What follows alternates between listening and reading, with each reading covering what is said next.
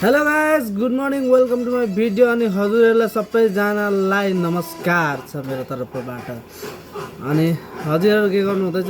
हामीहरूको त बिहान 6 बजी नै ओपनिङ भएको सबसे। अनि हाम्रो स्टाफ भनेपछि हाम्रो शङ्कर दाइ चाहिँ आइपुग्नु भयो। हजुर देख्न सक्नुहुन्छ काम गर्नु हुँदैछ उता। अनि यहाँ चाहिँ म छु अहिले फिलहाल देख्न सक्नुहुन्छ तपाईँ।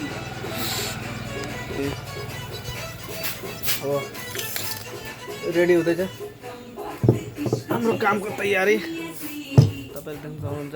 अनि